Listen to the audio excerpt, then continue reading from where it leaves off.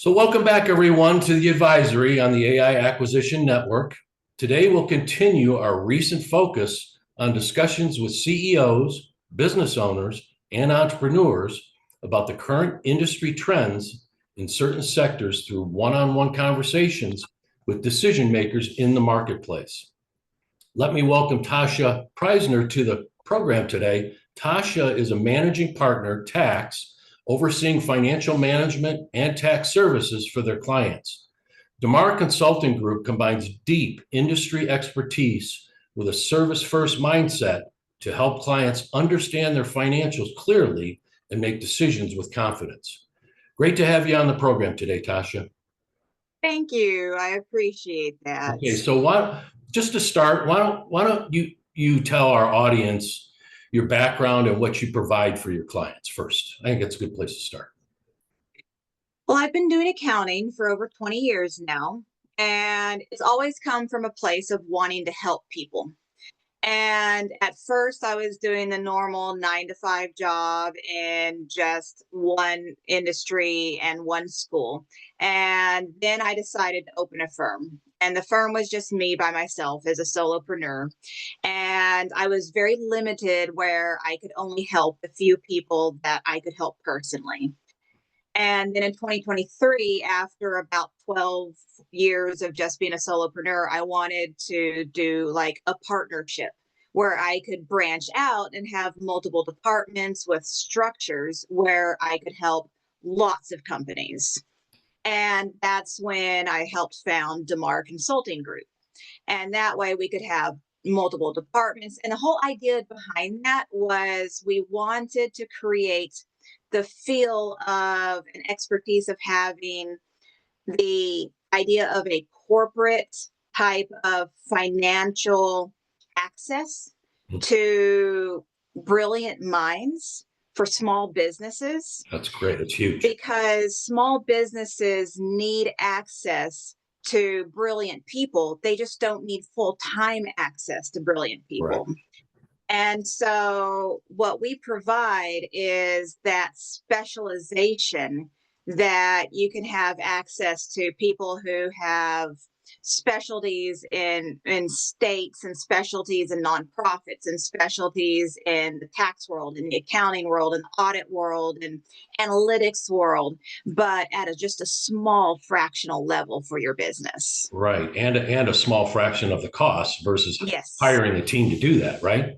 That's Yes. what the big companies can do that, but the small businesses, that's where that niche is sorely needed for you. So you seem to have a wealth of knowledge that you provide to your clients. And so basically, what is your role in the company, the day to day? I know you're tax, but if you could just add a little bit more clarity for the audience as to specifically what you do and maybe the other teams you manage too. Yes, so I have managed the accounting and the tax, but my love really is in the tax world. So right now it's just over the tax. And lately I've also gotten involved with tax advocacy work, and that's more of a volunteer on the side, just because I believe in making the tax world a more fair and better place for everyone. But I I'm just really just a girl that followed a white rabbit down a hole into Wonderland when it came to taxes. I just kind Yeah. of fell into it, and I love the tax world. I Well, love the ever-changing laws when it came to it, and just the dynamic pace of the tax world. It's it's well, exciting to me. yeah. Well, I'll tell you, I remember in college when I took a tax class, I was just like, the complexity of what you deal with, as you know, is just enormous. And it can go, like you said, rabbit holes. It can go down a half a dozen rabbit holes, probably. So, And it changes every single year right. That's, radically. yeah. So you are sorely needed when it comes to things like that, to help companies in that arena. So, what major shifts are you seeing in the industry right now? And if you are seeing any, how has that impacted your business and your growth strategy for tomorrow? There has been a lot of fear this year, I would say. And I have tried to approach things with a lot of extra grace and sympathy. I know that I have really tried to connect. Business is really about relationships. 100%. And so a lot of what I try to offer is peace when it comes down to it. Peace of mind of giving you correct numbers, peace of mind of this is hard, especially when it comes down to resolution of we're going to hold your hand through this. We're going to give you accuracy, but also it's when it comes to resolution, this isn't going to be pretty. This isn't going to be easy, but we do have your back on this. But it's a lot of times it's peace of mind because there's a lot of fear out there right now. Anxiety, right? Correct. Yeah, yeah. So to have an expert like you to reassure people that hey, everything's going to be okay. We're going to put our heads together and figure this out. Those type of things. There's That a lot of pivoting that's having to happen, yeah. where companies are they're what they did in the past isn't working anymore, and they're needing to do new things, and that is scary. New things are always scary. So that's funny. That kind of leads to the next question I was going to ask. So what's working well for you right now, and what's frustrating?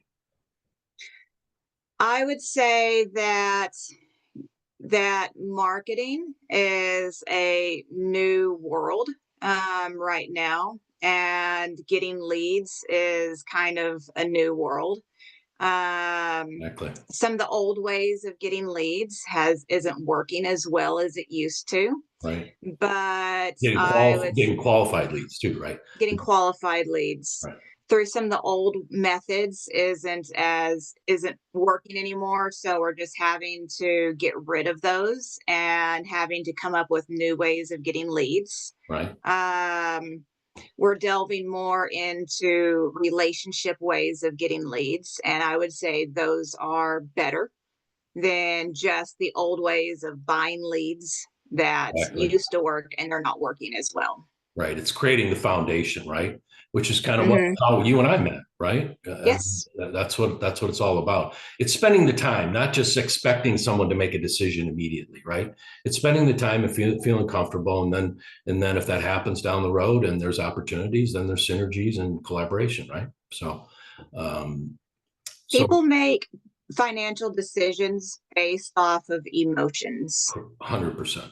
You're right. You're right. So where do you see Damar specifically? Maybe your expertise or the company in the next 6 to 12 months. Anything major changing, or what do you see on the I would horizon? like to say that I would like to see us implement more technology into especially more AI technology.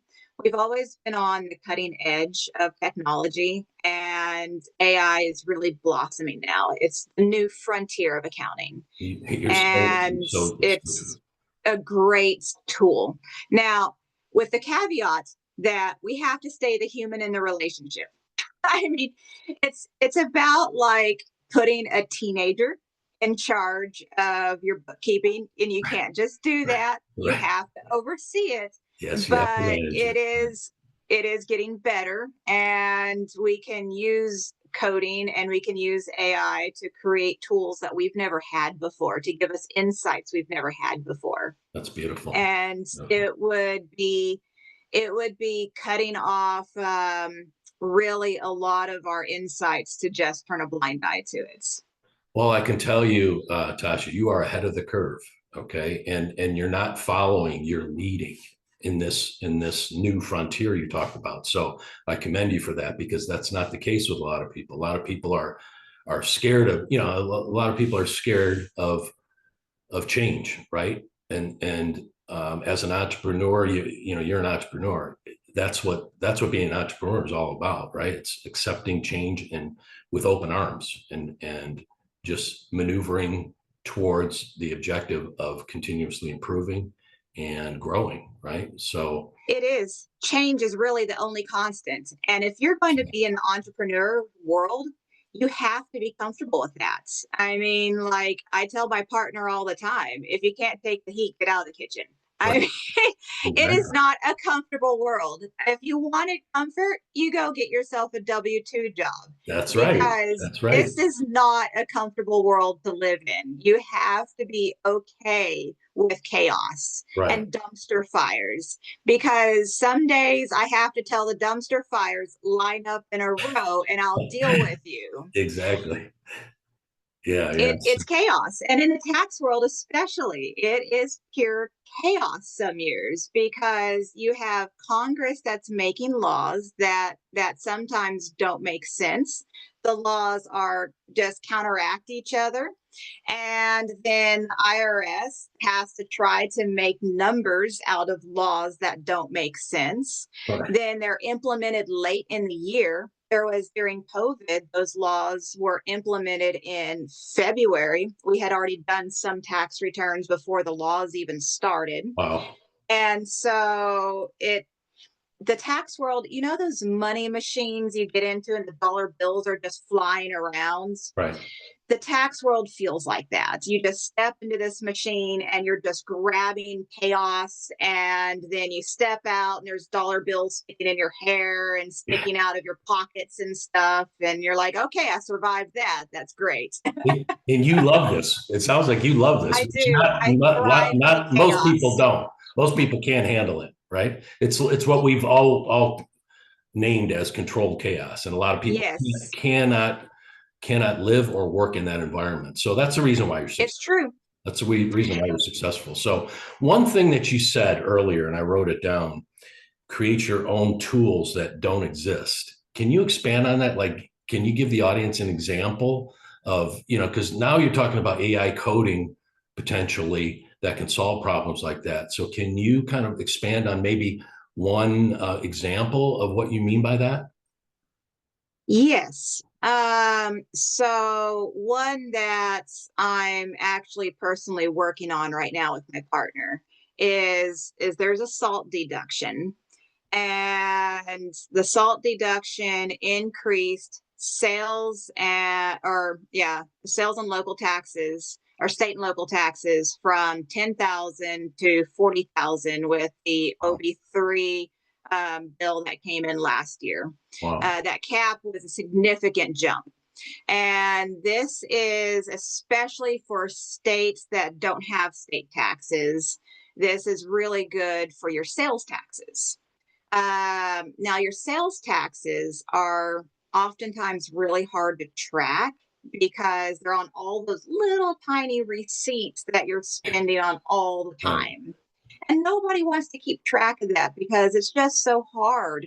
Every time you go shopping, you want to just wad up that receipt and throw it away because you don't want Exactly. to do anything with it. You don't want to take it home and put it on an Excel spreadsheet. That's just ridiculous for most people. Right.